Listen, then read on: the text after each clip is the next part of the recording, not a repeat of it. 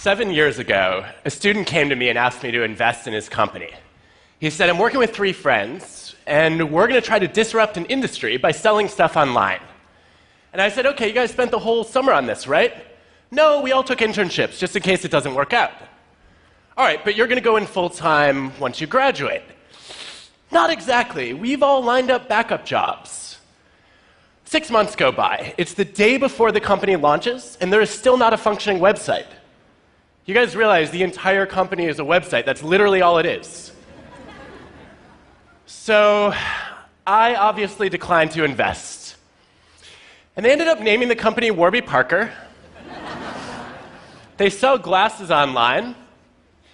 They were recently recognized as the world's most innovative company and valued at over $1 billion. And now, my wife handles our investments. Why was I so wrong? To find out, I've been studying people that I come to call originals. Originals are nonconformists, people who not only have new ideas, but take action to champion them. They're people who stand out and speak up. Originals drive creativity and change in the world. They're the people you want to bet on, and they look nothing like I expected. I want to show you today 3 things I've learned about recognizing originals and becoming a little bit more like them. So, the first reason that I passed on Warby Parker was they were really slow getting off the ground. Now, you are all intimately familiar with the mind of a procrastinator. Well, I have a confession for you. I'm the opposite. I'm a precrastinator. Yes, that's an actual term. You know that panic you feel a few hours before a big deadline when you haven't done anything yet? I just feel that a few months ahead of time. So this started early. When I was a kid, I took Nintendo games very seriously. I would wake up at 5 a.m., start playing, and not stop until I had mastered them. Eventually, it got so out of hand that a local newspaper came and did a story on the dark side of Nintendo, starring me.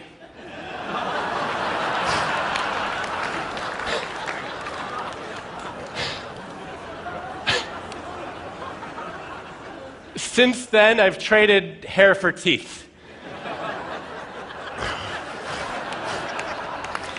But this served me well in college, because I finished my senior thesis 4 months before the deadline. And I was proud of that.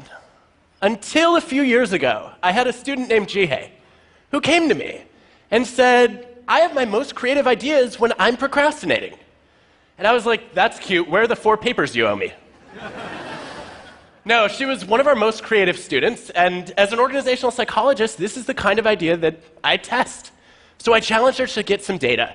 She goes into a bunch of companies. She has people to fill out surveys about how often they procrastinate. Then she gets their bosses to rate how creative and innovative they are.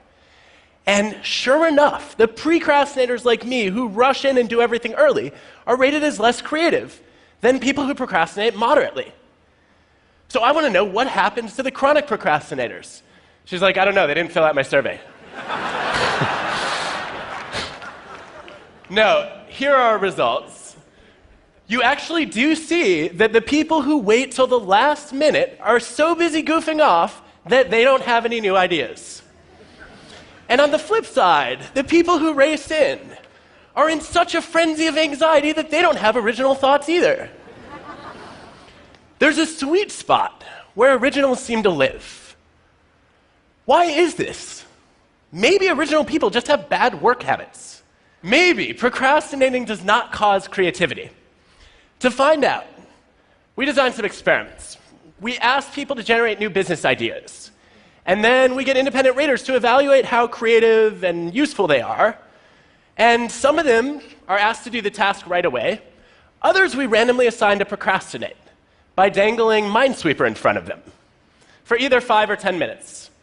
And sure enough, the moderate procrastinators are 16% more creative than the other 2 groups. Now, Minesweeper is awesome, but it's not the driver of the effect. Because if you play the game first, before you learn about the task, there's no creativity boost. It's only when you're told that you're going to be working on this problem, and then you start procrastinating, but the task is still active in the back of your mind, that you start to incubate. Procrastination gives you time to consider divergent ideas, to think in nonlinear ways, to make unexpected leaps. So just as we were finishing these experiments, I was starting to write a book about originals. And I thought, this is the perfect time to teach myself to procrastinate while writing a chapter on procrastination. So I meta-procrastinated. And like any self-respecting precrastinator, I woke up early the next morning and I made a to-do list with steps on how to procrastinate. And then I worked diligently toward my goal of not making progress toward my goal. I started writing the procrastination chapter, and one day I was halfway through. I literally put it away in mid-sentence for months. It was agony. But when I came back to it, I had all sorts of new ideas. As Aaron Sorkin put it, you call it procrastinating, I call it thinking. And along the way, I discovered that a lot of great originals in history were procrastinators. Take Leonardo da Vinci. He toiled on and off for 16 years on the Mona Lisa. He felt like a failure. He wrote as much in his journal. But some of the diversions he took in optics transformed the way that he modeled light and made him into a much better painter. What about Martin Luther King Jr.? The night before the biggest speech of his life, the March on Washington, he was up past 3 a.m. rewriting it.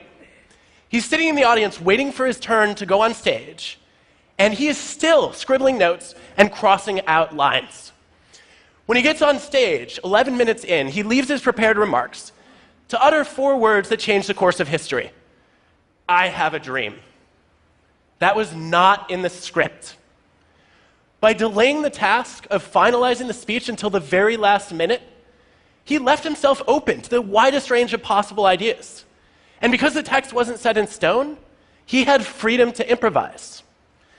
Procrastinating is a vice when it comes to productivity, but it can be a virtue for creativity. What you see with a lot of great originals is that they are quick to start, but they're slow to finish. And this is what I missed with Warby Parker. When they were dragging their heels for 6 months, I looked at them and said, you know, a lot of other companies are starting to sell glasses online. They missed the first mover advantage. But what I didn't realize was they were spending all that time trying to figure out how to get people to be comfortable ordering glasses online. And it turns out the first mover advantage is mostly a myth. Look at a classic study of over 50 product categories, comparing the first movers who created the market with the improvers who introduced something different and better. What you see is that the first movers had a failure rate of 47%, compared with only 8% for the improvers. Look at Facebook, waiting to build a social network until after MySpace and Friendster. Look at Google, waiting for years after Alta Vista and Yahoo.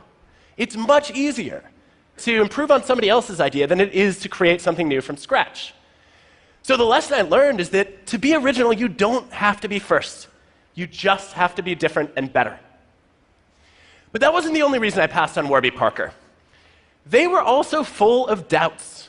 They had backup plans lined up, and that made me doubt that they had the courage to be original. Because I expected that originals would look something like this. Now, on the surface, a lot of original people look confident, but behind the scenes, they feel the same fear and doubt that the rest of us do. They just manage it differently. Let me show you. This is a depiction of how the creative process works for most of us.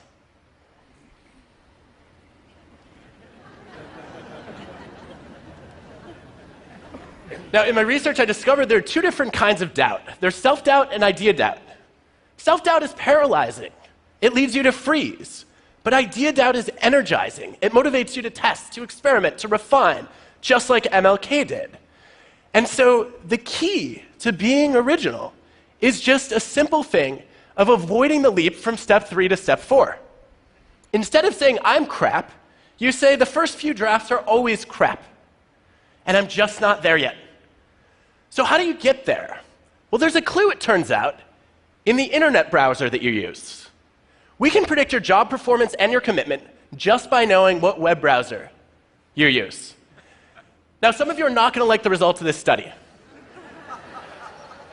But there is good evidence that Firefox and Chrome users significantly outperform Internet Explorer and Safari users. Yes! They also stay in their jobs 15% longer, by the way. Why? It's not a technical advantage. The 4 browser groups, on average, have similar typing speed, and they also have similar levels of computer knowledge. It's about how you got the browser. Because if you use Internet Explorer or Safari, those came pre-installed on your computer, and you accepted the default option that was handed to you.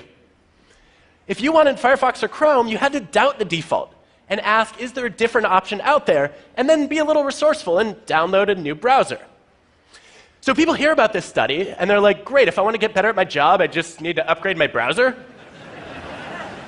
No, it's about being the kind of person who takes the initiative to doubt the default and look for a better option.